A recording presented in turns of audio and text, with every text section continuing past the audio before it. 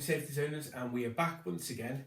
As I said, in the month of June, we're going to be looking at technology in its broader sense. Now, as I said in the previous video, because of technology, we were able to diagnose illnesses, travel around the world, get to other far-off places in rocket ships, and communicate without being face-to-face. But with that comes a responsibility, and that responsibility is we should only share things which are correct.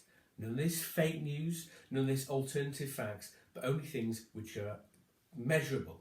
Now, over the last couple of years, there's a growing movement of people who believe the Earth is flat. Now, that may sound ridiculous to everybody. However, we are concerned about the growing lack of information in some fields may have people believe all manner of things which are historically accurate. So we're doing a series of videos to show how you can use technology to make your own mind up.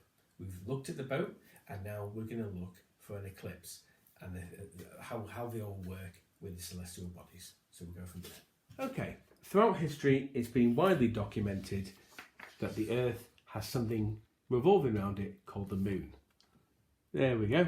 It's quite far away. It's 238,900 miles. So it's going to take you well over a day to get there. Now the Earth has the moon going around it, which will show you how it does that in a moment. But obviously, if people do feel that the Earth is flat, then that would make that diagram completely inaccurate.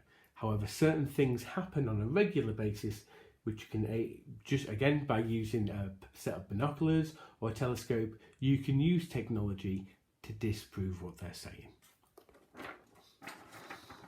So on this slide here, okay, we're going to show you again, this is the Earth, this is the moon and the sun. Now, as we've established, that's 238,900 miles. So this isn't perfectly to scale. And the sun, which is 93 million miles away. So it's quite far. Now, the moon moves in between the sun sometimes, and this blocks out the sun for us. And that is called an eclipse. Okay? The sun goes bright orange and then goes dark, and that's because the moon hides our field of vision. Okay? Now, obviously, some people say, well, if the Earth was flat there, the sun's gaze that way would still cause the Earth to be flat. But a more common occurrence, as the Earth loops round, is the Earth to go the other way, in which the sun's rays would be shone on the Earth, as it does every day, and what shadow is caused would shine onto the moon.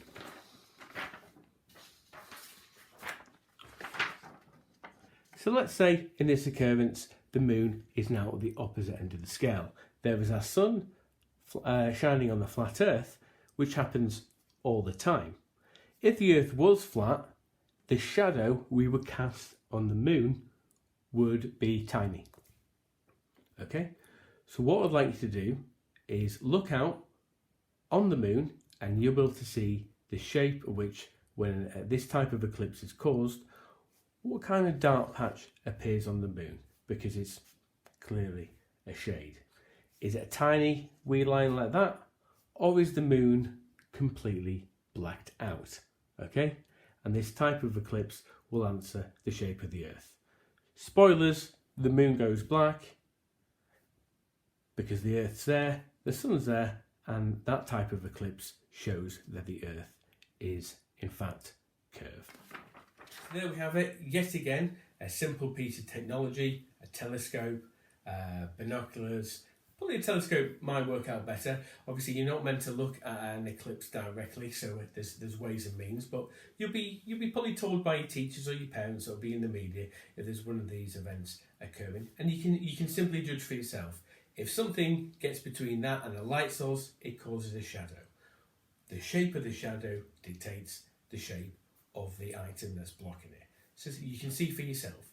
So again, we're going to be wanting you to use a little bit of technology to be able to disprove some of the myths that are perpetuated, so spread around falsely around the internet, ironically enough, using technology itself.